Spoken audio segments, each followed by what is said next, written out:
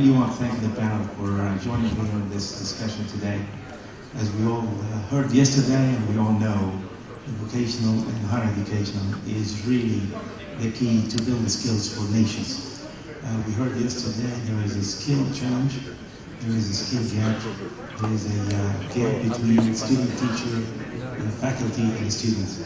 So in this panel, we're going to go through some discussion about policies, actions that governments will be taking, what kind of proposals and suggestions we can offer to the African communities as proposals. And also, we are going to discuss the relationship, which I call the partnership, between the governments and the public sector and universities. The three of them need to work together to really handle and tackle this skills gap and challenge within the continent. So thank you, each one of you, for joining me. And I will start with Mr. Minister of Congo. I have a question here for you. The Congolese Republic has started the implementation of skills development and project in partnership with the World Bank. Would you give us some more details on that? What has been achieved, what has been planning, and what the outcome expected out of this program? Je ne sais pas si je me fais comprendre. Je voudrais d'abord commencer par remercier le gouvernement de la République du Rwanda de nous avoir invités à prendre part à ce forum. C'est la première fois que nous sommes invités à Innovation Africa. Donc c'est un honneur pour nous et ça nous permet de rencontrer d'autres ministres avec lesquels échanger des expériences. En ce qui concerne la question que vous m'avez posée, en effet, le Congo a mis en œuvre avec la Banque mondiale un projet de développement des compétences pour l'employabilité des jeunes. Ça vise essentiellement les jeunes. C'est un projet qui a pour objectif de promouvoir et de renforcer, de promouvoir les compétences, de renforcer les compétences en faveur des jeunes vivant dans les zones urbaines et périurbaines, des compétences en emploi et des compétences dans l'entrepreneuriat pour aider ces jeunes pour faciliter l'accès de ces jeunes au marché du travail et pour améliorer leurs revenus. En effet, c'est un projet de 32 millions de dollars, cofinancé par le Congo à hauteur de 22 millions de dollars et par la Banque mondiale à hauteur de 10 millions de dollars. Alors le projet va se dérouler sur 5 ans. Il vient à peine de commencer parce que son entrée en vigueur est intervenue à la fin du mois dernier, fin octobre. Donc il va se dérouler sur 5 ans et il vise un certain nombre de populations, notamment la population jeune. Alors nous avons 8 millions de jeunes âgés de 18 à 30 ans qui vont recevoir un renforcement des compétences pour faciliter leur accès au marché du travail. Nous avons à peu près 1000 jeunes qui recevront une formation pour faciliter leur entrée dans la micro-entreprise, donc les aider à devenir des micro-entrepreneurs. Et nous avons un autre programme qui va viser les jeunes âgés entre 16 et 19 ans, des jeunes déscolarisés, pour les alphabétiser. Donc à peu près 15 000 jeunes sont visés par ce programme-là. Je dois dire que c'est un programme de la Banque mondiale qu'on peut un peu retrouver dans n'importe quel des pays d'Afrique, là où la Banque mondiale a justement des activités, à des programmes. Donc on n'en est qu'au début, mais je pense que c'est un projet prometteur et ça donnera des résultats que nous ne pourrons mesurer qu'après avoir exécuté, comme tous les programmes d'ailleurs. Donc, mais nous sommes dans de bonnes dispositions pour mener à terme ce programme. Donc, ça vise quoi? L'emploi. L'emploi et l'entrepreneuriat, voilà l'essentiel de ce programme. Et nous n'en sommes qu'au début. That's wonderful. Just to take from your point, you mentioned this is for youth of different ages, and we have seen some economic studies that in many African countries, the youth percentage is going to be about 30% of the population of the countries. When you mentioned these programs, did you build like training facilities through education, through higher education, through schools? Can you give us more details of how do you deliver that kind of training? Donc le projet, pour faire cette formation, nous allons nous adresser aux établissements existants. Nous avons un certain nombre d'établissements qui font la formation. Je vais vous en citer. D'abord, nous avons les établissements d'enseignement public, pour lesquels nous sommes en train d'améliorer les conditions de formation. Ces conditions portent sur l'amélioration des plateaux techniques, dans les ateliers, les laboratoires et les salles de travaux pratiques que nous sommes en train d'équiper comme dans une entreprise, pour que l'apprenant soit dans un environnement qui soit proche de celui de l'entreprise. Nous sommes également en train de réviser l'ensemble de nos programmes de formation.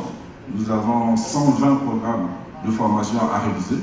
Nous sommes en train de les mettre à jour et notre ambition, c'est de les élever pour les placer au niveau des meilleurs standards internationaux. Pourquoi? Parce que nous disons à nos apprenants, lorsque vous venez sur le marché du travail, vous n'êtes pas en compétition avec les Congolais seulement. Vous n'êtes pas en compétition avec ceux de l'Afrique centrale, parce que nous avons la libre circulation des biens des personnes en Afrique centrale. Mais vous êtes en compétition avec le jeune singapourien. Vous êtes en compétition avec le jeune américain. Donc, il va falloir que vous fassiez l'effort d'acquérir des connaissances qui vous permettront sur le marché congolais d'être en compétition avec ceux-là. Donc, nous essayons de faire en sorte que nos programmes de formation ainsi que notre environnement pédagogique tendent vers ceux des meilleurs standards que nous pourrons trouver à travers le monde. Et ensuite, il y a un autre challenge qui est très important, c'est celui de la formation des enseignants. Les enseignants.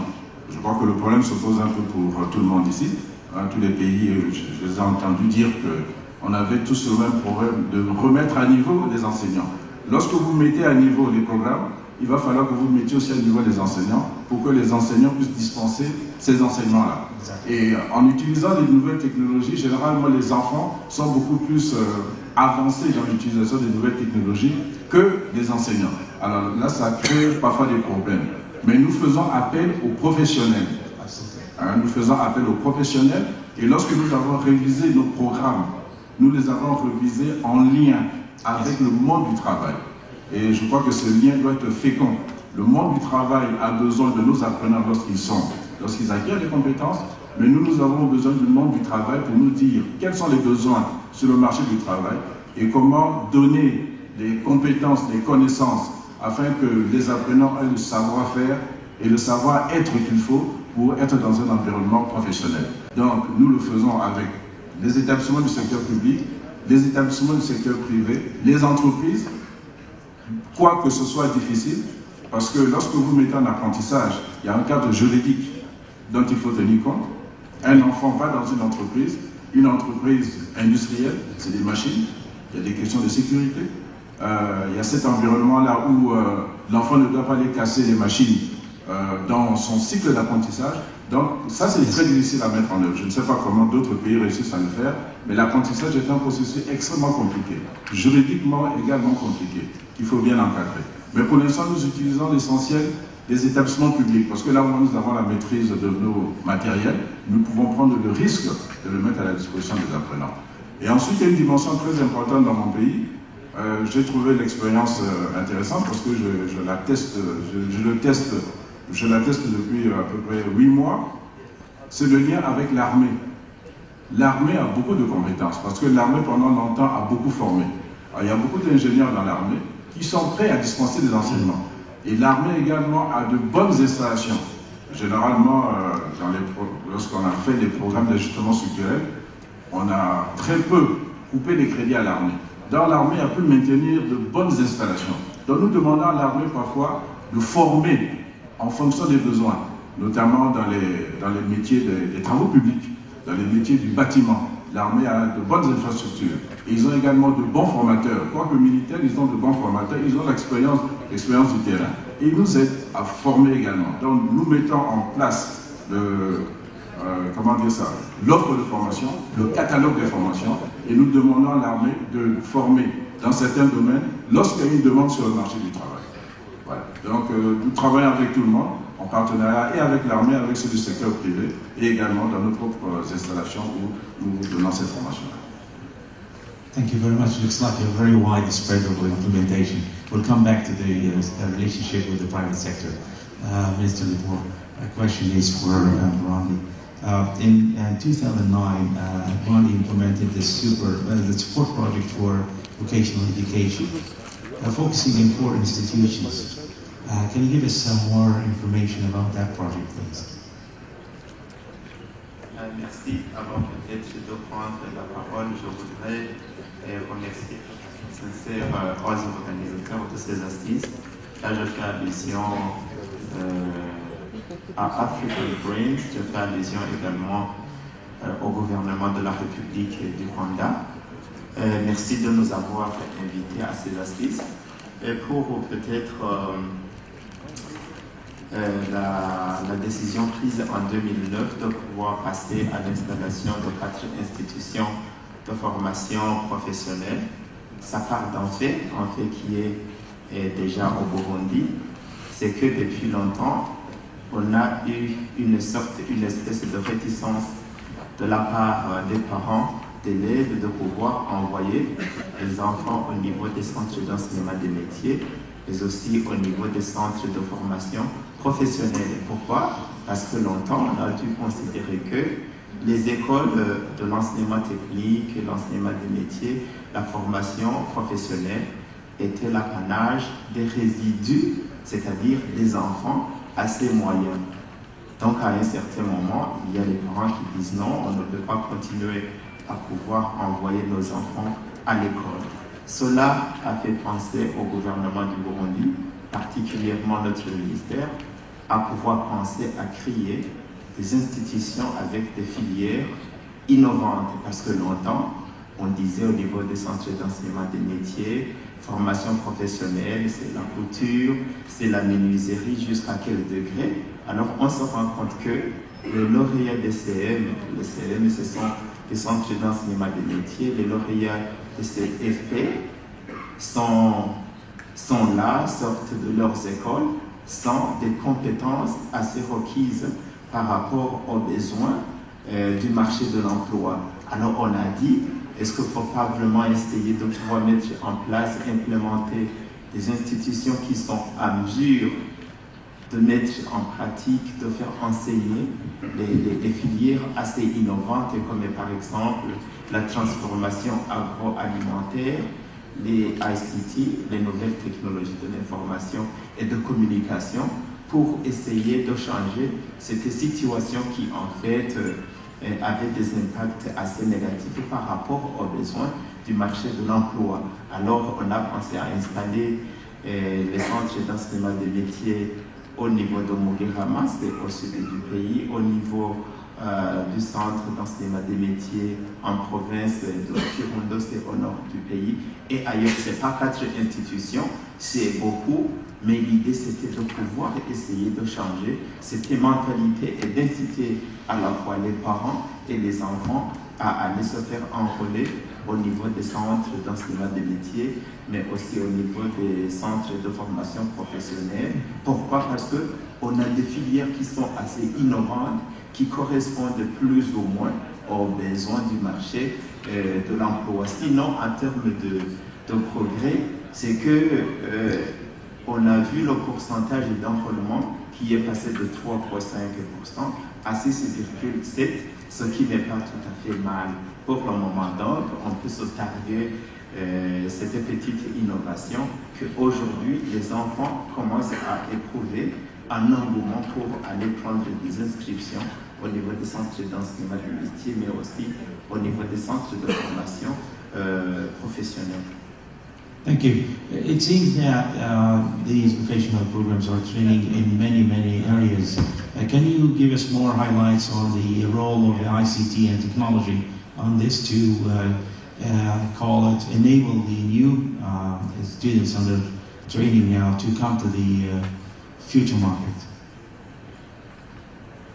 Bon, merci. Peut-être le Burundi est à la phase de départ, parce que pendant longtemps, je vous disais, on était en possession des programmes assez archaïques, obsolètes, qui ne répondent plus aux besoins du marché de l'emploi.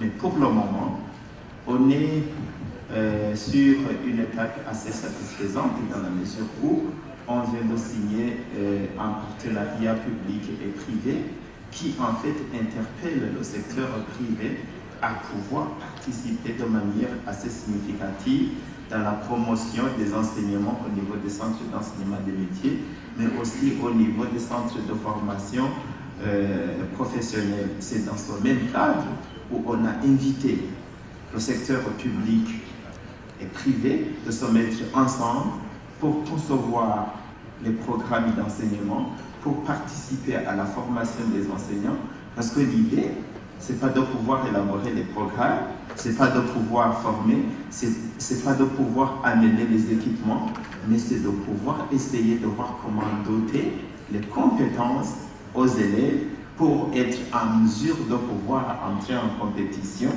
avec les enfants de la sous-région, avec les enfants d'autres pays, et cela suppose de pouvoir mettre en place des programmes qui répondent aux normes internationales. Alors aujourd'hui, on est en train de collaborer avec le secteur privé, les partenaires techniques et financiers. Ici, je fais allusion au Fonds commun de l'éducation qui est un basket fund, qui est là pour financer le système éducatif en général, mais qui touche aussi le secteur de l'enseignement des métiers. Ici, je fais allusion à la coopération bilatérale. Nous avons pour le moment au Burundi ce qu'on appelle le centre d'incubation Inde-Afrique, qui est là, qui va servir probablement toute la sous-région.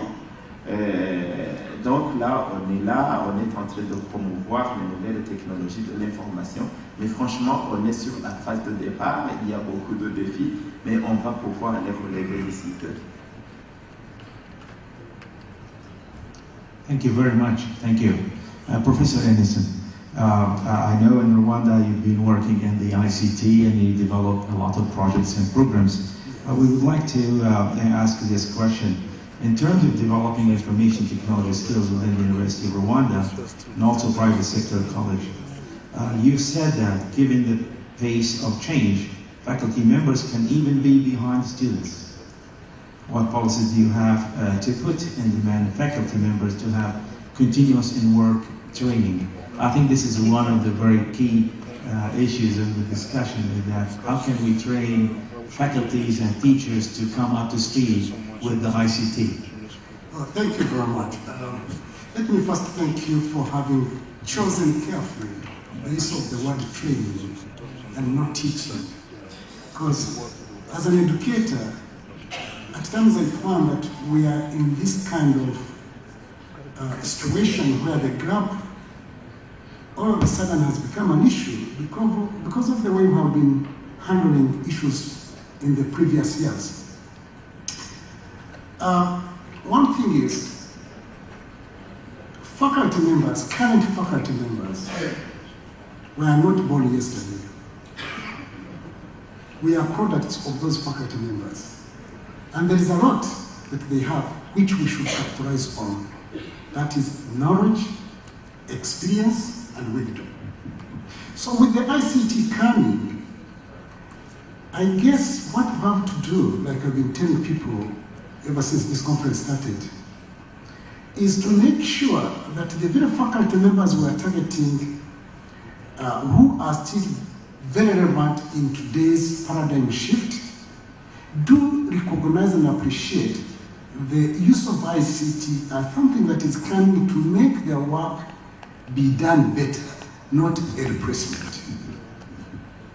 Because in some corners, some faculty members still see ICT and those who are advocating for the use of ICT as if it is something to say that all of that you've been doing is today now, it is irrelevant today. And we are not saying that. We are not saying that. So, the way we are doing it in Rwanda is this. We've got policies. All the panelists who were here on the Rwandan desk have been talking of how the coherence of the policies, right from the top, up to the classroom level, have to show. If I can quickly go through them, is the way another person, even in the lecture room, is aware of this. If we start from the Vision 2020 and you come down to this economic development and poverty reduction strategy, it is where the higher education policy comes from. Now I'm thinking of the higher education policy.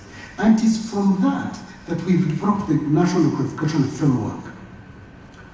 And the kind of qualification framework we have in place today spells out in clear terms the kind of picture the nation has of the Rwandan of tomorrow. All the way from skills up to the soft ones, up to the soft skills. Then it is the same policy that we use when we are developing the national policies for institutions. And institutions will pick on them and develop institutional policies. And it is from there that the program policies are based on.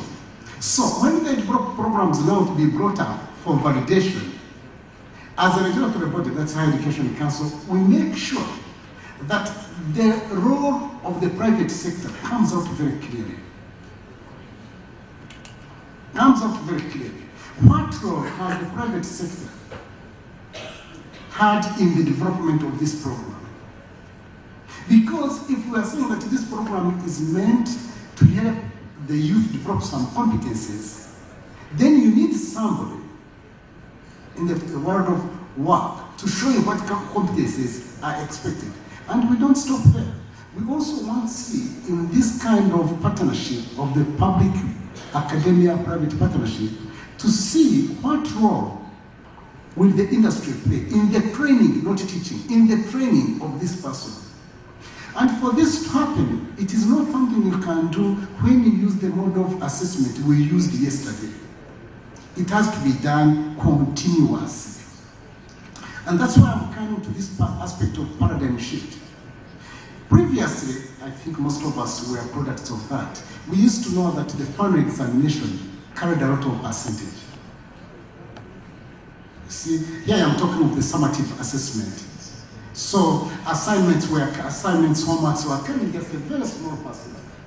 But for the public to have the graduates they would wish to have, there has to be a recognition of what is done on a daily basis in developing these competencies all along, right from the pre-primary. So that the faculty members, the teachers, and the community, because that's the cooperative work, are seen to be facilitators, facilitating the learner to acquire the other competencies. But the role of each one of them has to be appreciated. Yes, so that's how the issue of the continuous assessment comes in. Let me take angle of this. We all know that we look and train, again I use the word train, current and existing faculty and teachers. Was there anything done in the school of teachers where I take someone from high school, train them to become a teacher, so I don't wait until they graduate and start thinking what I have done? Is there any specific plans for the teacher on their training today? Oh yes, yeah, there is. Not only not for those who are being trained today, but even those who are trained in the past, we are retraining them. As per last month, but we conducted an inventory of all the teachers at the tertiary level to find out those who were ever trained to teach at the level they are teaching. We found that it was only 28%. You see, then we found out how many of those who are now teaching have got the skills that can enable them develop, design their courses, deliver them using ICT. That one is much lower than 28. Because we are not very sure of the way they give the responses, but the indication is that it is low. So what we've done, we said, okay, we cannot split hairs beyond what we had already done. One move was to merge all the public institutions of higher learning into one university, so that there is no literal duplication and yet maximum use of what we have in place. One of the colleges that were formed is College of Education. This College of Education has got the responsibility of training all the teachers, right from the primary up to the tertiary level. And for those faculty members who had never had an opportunity of training to teach at the level they are teaching, they've been given an opportunity to postgraduate diploma in education. And within that package, ICT is coming out clearly. But we are doing it so cautiously that it doesn't look as if it is an ICT course. But these other pedagogical courses they are doing are delivered using ICT, and in their practice, in the process of doing these other pedagogical courses, they are being exposed to the use of ICT. We hope, we hope it will work, and this is an opportunity for Rwanda to invite very good companies, which yesterday did show us that they've got already some tools, ICT-based tools that can help professional development of teachers. Yes, it's like giving a person a pill, but not showing, I'm going to give you this antibiotic, and it is very sour, or it is like this. You can maybe insert it into a banana, or put it into a cup of tea, and eventually somebody gets to know that one. It is a process. Thank you very much. Thank you. Professor Jelani, in Tunisia already has a strong collection of universities. What is the motivation behind the Tunis Virtual University, and how you plan to utilize e-learning to develop skills in higher education in Tunis? Merci, Monsieur le Président. Je suis ravi d'être invité en tant que représentant de mon ministre de l'Enseignement supérieur, de la Recherche scientifique et d'éthique, en sa personne, et pour participer à ce panel, pour partager donc une modeste expérience dans le développement des compétences numériques en Tunisie. Et la Tunisie s'est engagée depuis un certain moment dans ce numérique à travers la mise en place ou la création d'une école virtuelle au niveau du primaire et du secondaire et la création d'une université virtuelle au niveau de l'enseignement supérieur. En Tunisie, on compte 13 universités, 200 institutions universitaires entre écoles d'ingénieurs et facultés. Cette année, nous avons 350 000 étudiants. Nous avons un taux relativement important de chômage de nos diplômés. Nous avons mis en place des programmes pour ces diplômés, nouveaux diplômés, pour permettre une meilleure insertion dans le milieu professionnel. Et l'université virtuelle apporte beaucoup de choses dans ce sens-là. C'est une université qui a été créée depuis 2002, donc 12 ans. Et l'objectif de départ, c'était d'avoir 20% des modules présentiels soient mis en ligne dans toutes les universités tunisiennes. Et donc, cette université virtuelle a œuvré pour former les formateurs dans ce domaine-là. Et donc, c'est la tâche la plus importante et c'est la tâche la plus difficile qu'on a rencontrée au départ. C'est pour changer la mentalité des enseignants, pour pouvoir utiliser ces TIC, pour innover les programmes, pour apporter une nouvelle pédagogie dans l'enseignement supérieur. On peut dire maintenant qu'après 12 ans, on a réussi relativement à changer cette mentalité au niveau des professeurs et on a formé pas mal des enseignants dans ce domaine-là et donc on a mis en place des programmes de formation des formateurs dans ce domaine de TSE. On a formé des enseignants pour produire leurs propres ressources numériques de qualité. Et nous avons motivé les enseignants pour la production de ressources numériques. Et donc un enseignant qui a utilisé un certain cours classique traditionnel pendant une certaine année, on le ramène chez nous, on lui dit ce cours peut être transformé en un cours interactif. Et on incite, j'ai fait un contrat avec lui, et donc après quelques séances d'apprentissage de scénarisation de cours, à la fin, il aura son cours scénarisé, interactif, qui est disposé à être mis en ligne et utilisé par les enseignants, par les étudiants des autres universités. Et comme ça, on est arrivé maintenant à avoir plus de 800 ressources numériques propres utilisées ou établies par des compétences nationales. Et donc, le défi, c'est-à-dire qu'il faut passer de statut de consommateur, d'utilisateur d'éthique, à un statut d'acteur dans ce domaine-là, de producteur. Je peux dire maintenant qu'on est arrivé à ce stade-là, mais il reste beaucoup de travail à faire. L'Université virtuelle de Tunis assiste toutes les autres universités pour la mise en place ou pour l'intégration d'éthique dans l'enseignement supérieur. Nous avons obligé les étudiants, tous les étudiants, à suivre un certain nombre de modules obligatoirement à distance. Ce sont les modules d'informatique Internet qui ont délivré un certificat d'informatique Internet. Les modules d'entrepreneuriat, entrepreneurship, des modules de langue, des modules de droit de l'homme. Et comme ça, maintenant, tous les étudiants tunisiens ont un passeport pour accéder à toutes les ressources de l'université virtuelle tunisienne. De la même façon, au niveau du primaire et du secondaire, l'école virtuelle se charge pour la production de ressources numériques au niveau du primaire et au niveau du secondaire. D'un autre volet, nous avons mis en place des certifications pour nos diplômés sortants qui ne trouvent pas de travail.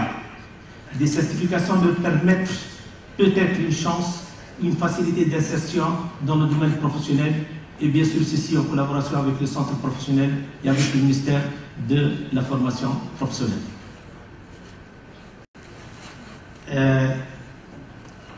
Thank you. I'm going to continue with that question, with the question about you partner with the rest of the most universities in Tunisia. Have you thought of partnering with other countries, French-speaking, Franco-Arab countries?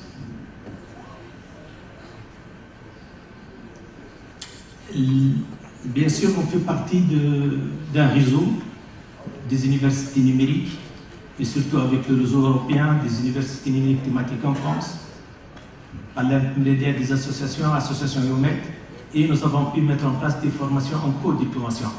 Ce sont des formations qui existent maintenant dans le cadre des projets internationaux et surtout dans le cadre des projets européens, des projets Campus, des projets Erasmus. Et donc, on a pas mal maintenant des formations en co-diplomation. Nous avons, pour l'université virtuelle, nous avons des formations diplômantes au niveau du master, au niveau des licences, mais ces formations-là sont des formations innovantes.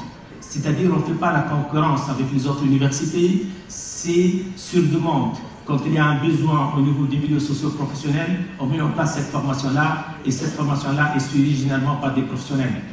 On est arrivé à mettre une formation au niveau de master totalement à distance, sur demande du ministère du Tourisme, écotourisme, et maintenant il y a des Africains, des étudiants africains qui sont inscrits dans ce master d'écotourisme, et c'est un master qui a été mis en place entre deux universités tunisiennes, l'université virtuelle, l'AUF, et donc c'est un master, c'est un exemple bien réussi de collaboration.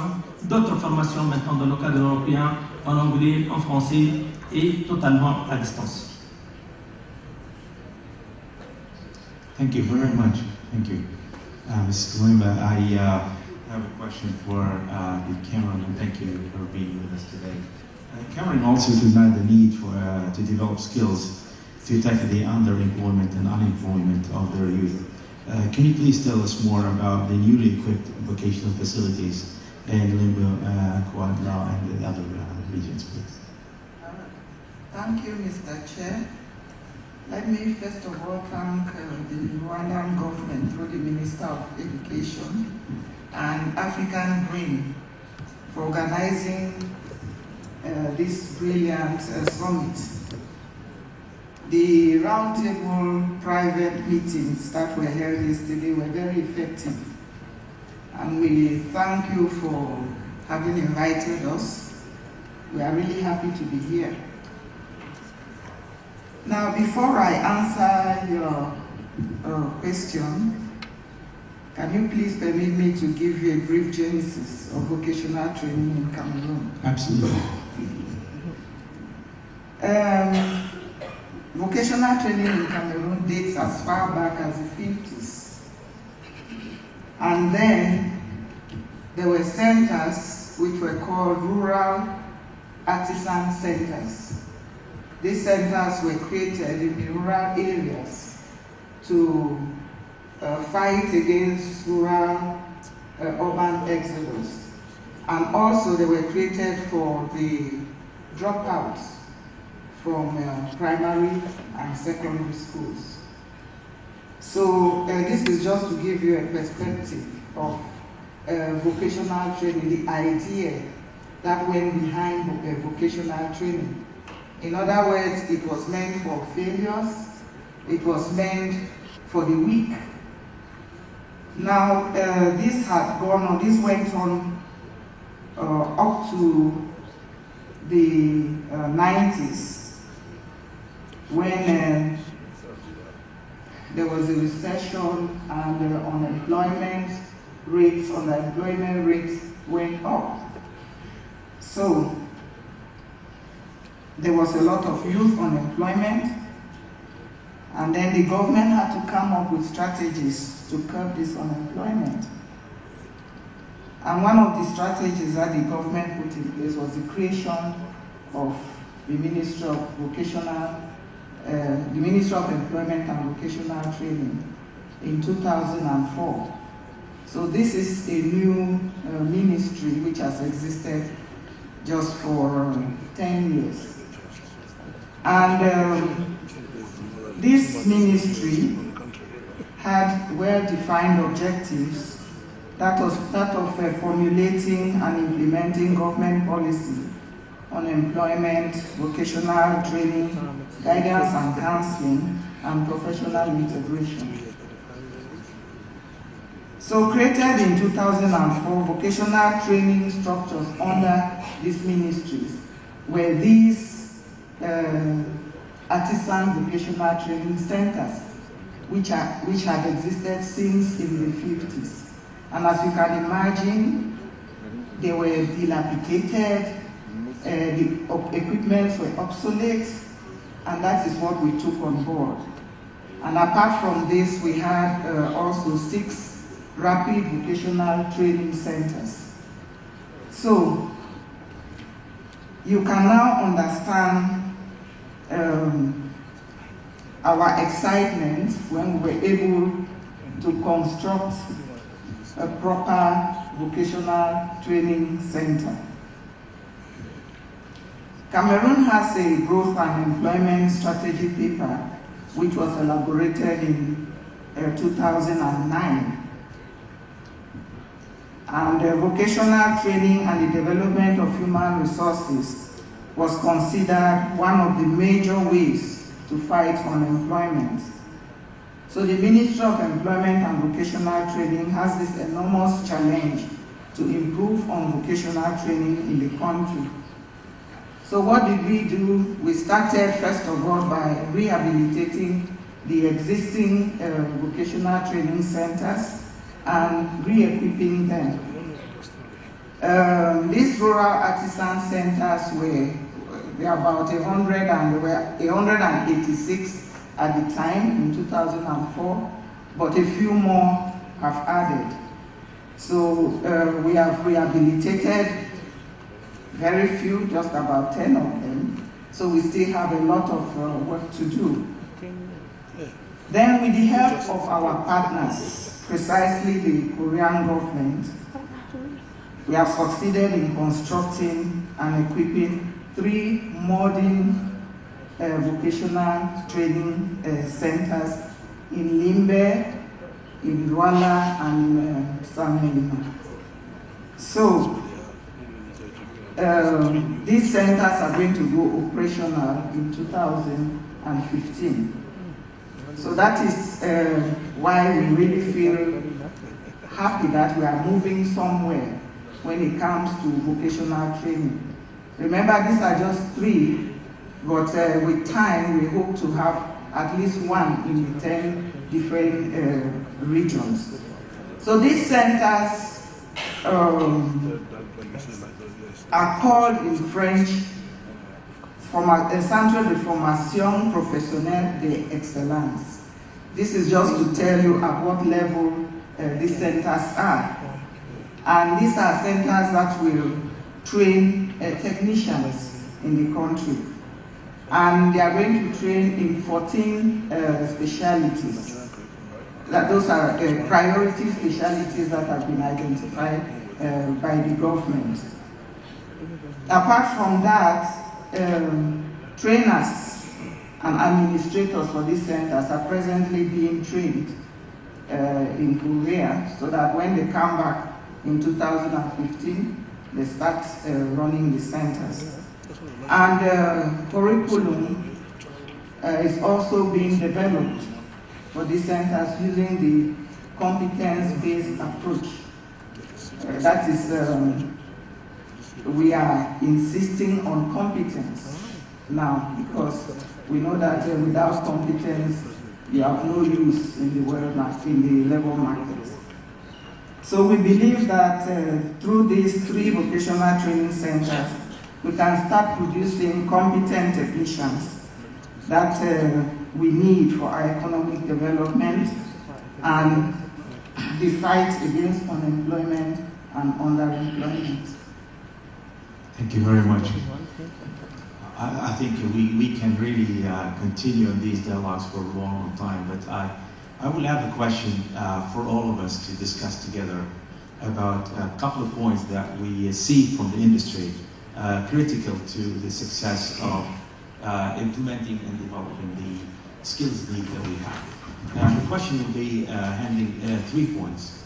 The first point, your strategy and where women in technology are in your plans.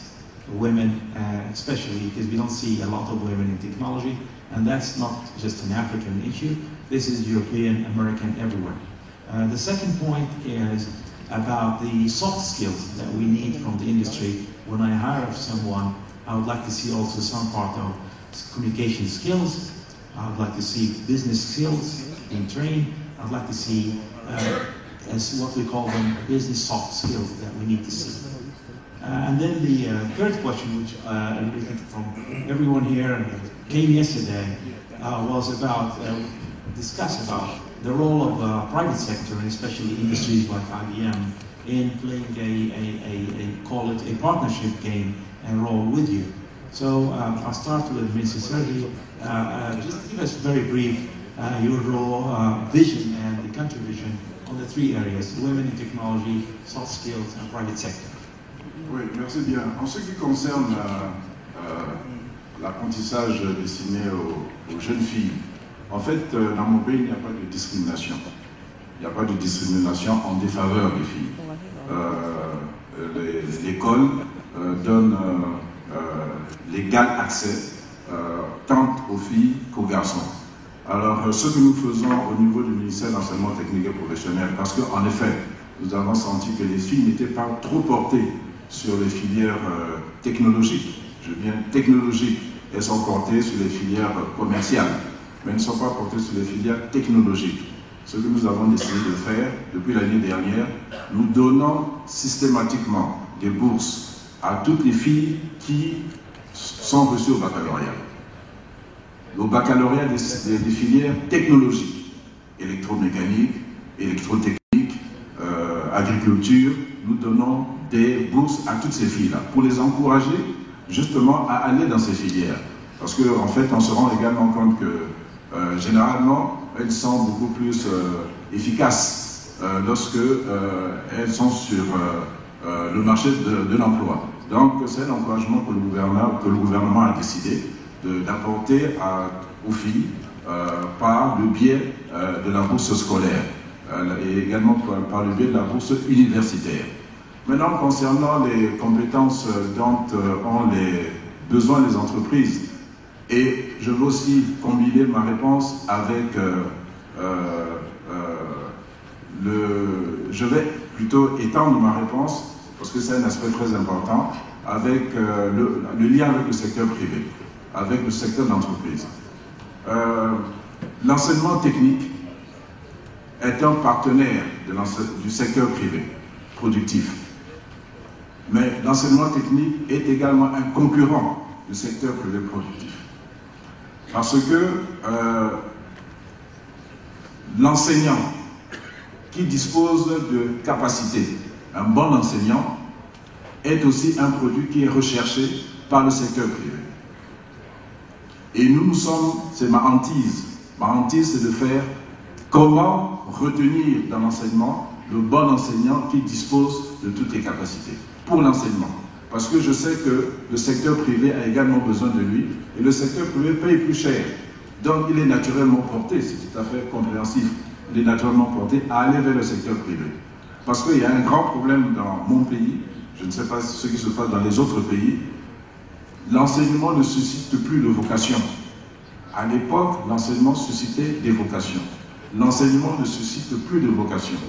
Donc lorsque quelqu'un a des compétences pour l'enseignement, ces mêmes compétences sont recherchées par le secteur privé. Donc voilà pourquoi nous sommes obligés de collaborer, d'avoir des partenariats avec le secteur privé, de sorte que lorsque l'enseignant part dans le secteur privé, que nous puissions faire appel à lui, avec un complément d'intéressement, si je puis dire, avec un complément d'intéressement.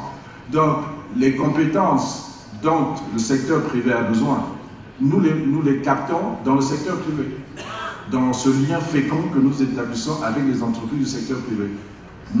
Ce sont à eux de nous dire quelles sont les compétences dont ils ont besoin. Et nous mettons en place des plans de formation, des menus de formation. En partenariat avec eux, le contenu de formation, l'approche par compétences dont a parlé madame, c'est également cette approche-là que nous utilisons dans l'élaboration de nos programmes. Et nous introduisons ce que nous appelons la flexibilité dans l'offre de formation. Lorsque le marché n'en demande plus, nous arrêtons. Parce que les besoins de l'entreprise évoluent. Parfois, le système ne peut pas être, anticipé. Parfois, nous avons du mal à anticiper. Nous sommes en train de mettre en place un observatoire de l'emploi pour savoir quels sont les emplois dont aura besoin le secteur privé pour pouvoir anticiper dans l'offre de formation, mais parfois nous sommes complètement dépassés. Alors tout ça c'est extrêmement difficile.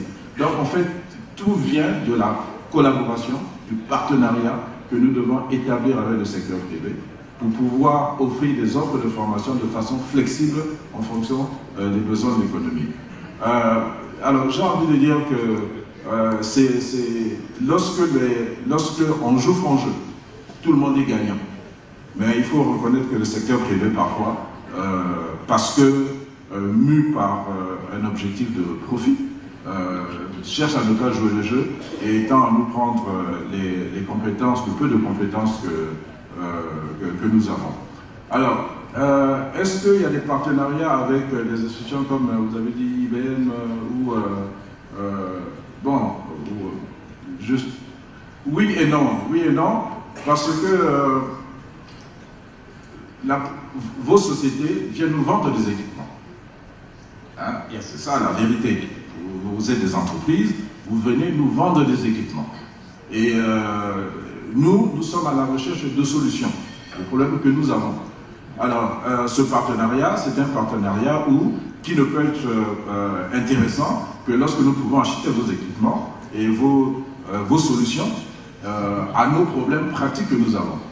Moi, j'ai un problème pratique actuellement, je n'ai pas suffisamment d'enseignants. Et je n'arrive pas à fixer les enseignants dans les zones les plus reculées. Dans une zone reculée, lorsque vous affectez un enseignant, lorsqu'il est bon, il revient en ville et il faudra aller dans une entreprise. Ou bien lorsqu'il est dans une zone reculée, il cherche plutôt à sortir de là parce qu'il ne veut pas de cette affectation. Mais moi, je souhaiterais qu'avec des partenaires comme vous, comme HP, comme IBM, comme Intel, comme tous ceux qui sont ici listés, que l'enseignant puisse être remplacé en quelque sorte par la technologie. J'ai envie de dire que si un enseignant ne peut pas être affecté, mais l'ordinateur peut être affecté.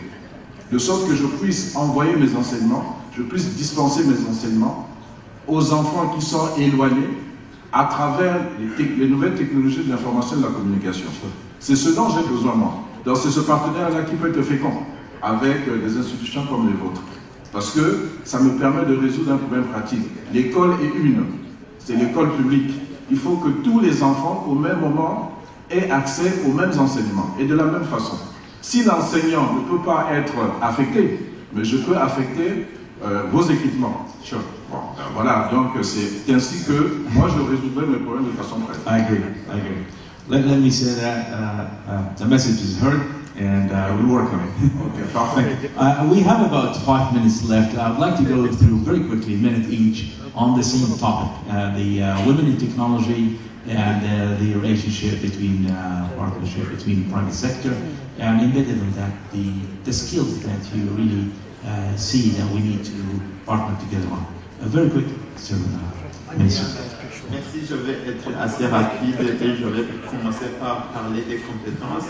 C'est qu'au niveau de notre pays, on a senti depuis longtemps qu'il va falloir nous conformer par rapport aux besoins du marché de l'emploi. Donc cela implique en fait la création d'un centre de compétences. Qu'est-ce qu'on a fait au niveau du Burundi? Nous avons une direction générale de l'enseignement des métiers et de la formation professionnelle. On a senti qu'il y a un besoin de pouvoir implémenter une structure en charge des compétences. Donc la structure a été instituée par un décret présidentiel et ça travaille directement avec le secteur privé. Parce qu'en fait de compte, on a dit, est-ce que faut-il vraiment s'asseoir, concevoir des programmes en catimini en oubliant les principaux acteurs du développement du pays qui en fait travaillent à base des gens qui sont formés.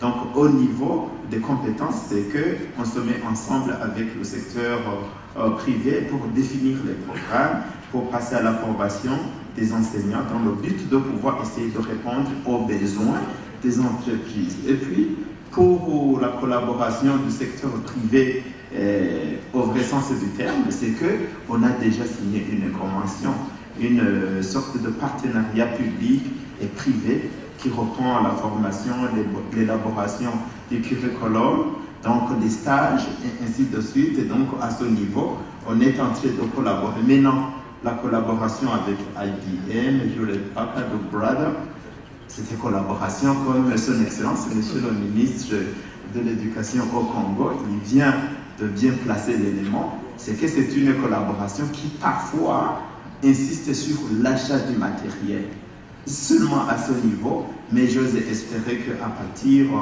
des entrevues qu'on a eues avec les différentes entreprises hier soir, je crois qu'il y a moyen d'espérer qu'il va y avoir une sorte de partenariat qui va pouvoir s'établir entre les pays. Mais toutefois, il y a aussi des cadres de collaboration qui existent déjà sous forme bilatérale et multilatérale. Dans mon pays, il y a des interventions de la Banque africaine de développement qui se sont manifestées par la construction de plusieurs infrastructures, surtout dans la capitale. Il y a aussi des initiatives qui ont été mises en place par la coopération du Burundi avec l'Inde. Nous avons un centre d'incubation Inde-Afrique. Il y a aussi des initiatives assez privées qui visent à pouvoir promouvoir l'enseignement technique.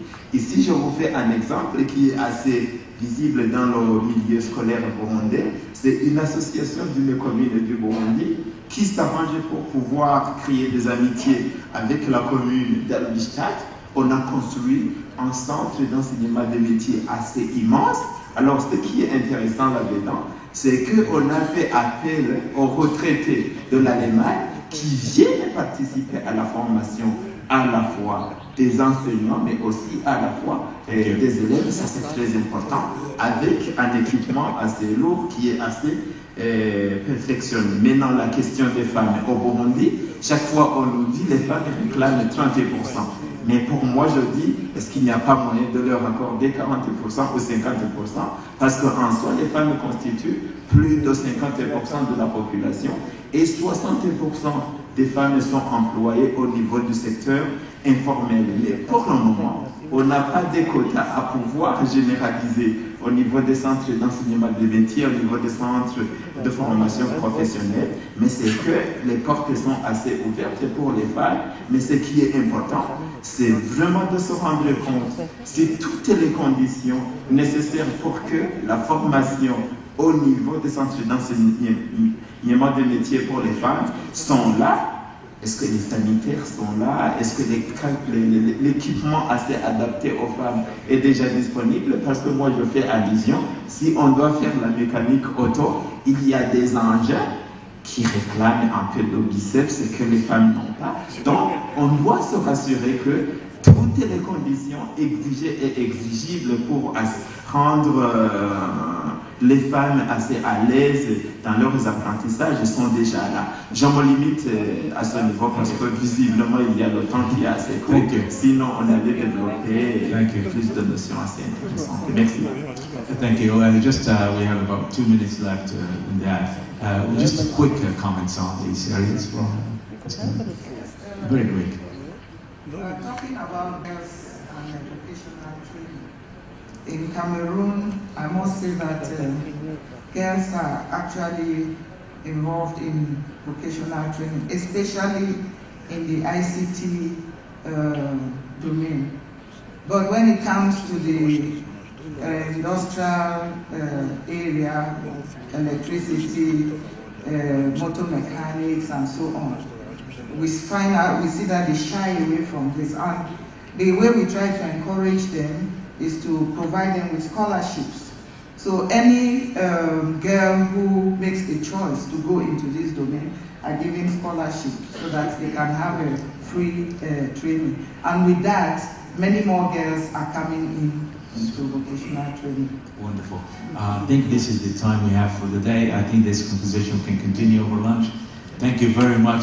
We have a short video about IBM. I didn't even take out of your time to describe what programs you've done in IBM. We have done 2 programs. One is called Maya University, covers all the professions in university, from industry interest in university. And the other one is called African Technical Academy, where we train the people who already left university. My team is here. Please talk to them about all these programs. If there's any question, we'll be glad to answer. Thank you very much again. It is a great panel. Thank you.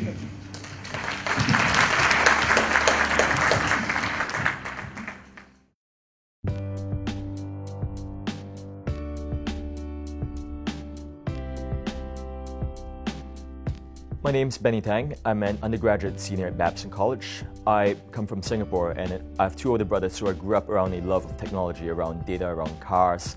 So this has really surrounded me when I was growing up. Right now I'm taking classes in data science, in business, in computer engineering, trying to be able to bridge the gap between business, engineering, and being able to take data, being able to take solid, concrete data and use that to turn that into strategies which can be applied in the real world. 2 years ago, we looked into introducing business analytics in our curriculum, and I was designing the courses at the undergraduate and the graduate level that became core courses for the concentration on the quantitative side. My collaboration with the IBM Academic Initiative has enabled me to get access to a variety of resources, including faculty training, including tech support. The IBM Academic Initiative is IBM Corporation's skills program focused on building partnerships with faculty at universities. We actually assist faculty with updating, enhancing, evolving university curriculum so that the students develop the skills that are in great demand from some of our ecosystem, our client and partner ecosystem. There's a big skills gap on big data and analytics. And so we've been partnering with universities and colleges like Babson College on helping them complement their effort in enhancing the university curriculum. I found that the IBM software was very useful for teaching the concepts that I was trying to teach and for giving my students hands-on experience that they could take out to the real world. I've worked on 2 consulting projects, real consulting projects. Being able to take like an IBM tool and apply it to both of these cases where we had data sets coming in from surveys, from consumer reviews, being able to use these to pull things like cluster analysis, trend analysis, and turning that into strategy recommendations, I think, was the biggest thing for me. I believe that our collaboration with the IBM Academic Initiative is making it easier for our students to find jobs. I'm using a number of different software packages in the classroom. I used IBM SPSS Modeler when I taught a business analytics course last year. This is the course that is the core course for the business analytics concentrations at the graduate and the undergraduate level, and it's also now a core course for all of our undergraduates. When I was on internship interviews last fall, I was applying to mostly analyst positions, and I got a lot of questions about how I could use the methods for analytics that I've learned in the classroom and apply it to the company and what the company stands for. I've accepted a position for after graduation, so I'm not currently doing the job hunt. Definitely used stuff that I learned in the classroom and in analytics for my original interviews for analyst positions for an internship. So I was lucky enough that that turned into a job. Some of these students are really differentiating themselves in the marketplace and securing jobs. And just recently, IBM hired several students from Babson. Big data is the future. The data is surrounding us so much now that there are so many job opportunities here for us. And as a business student, we definitely have that advantage where we can take data and turn that into strategy. Any advice I'd give for someone who's just coming into college looking to broaden their horizons, I'd say keep an open mind. Usually math and numbers scares a lot of people, but they don't realize how accessible it is nowadays with the different tools at your disposal. It's actually a lot easier to get into data now than it was before. When the students are learning these skills and using some of our technologies, and the faculty are working with them to incorporate that in their courses, it really is preparing the next generation. They'll help drive further innovation, help drive economic development, and maybe address some of these biggest challenges that we're facing today.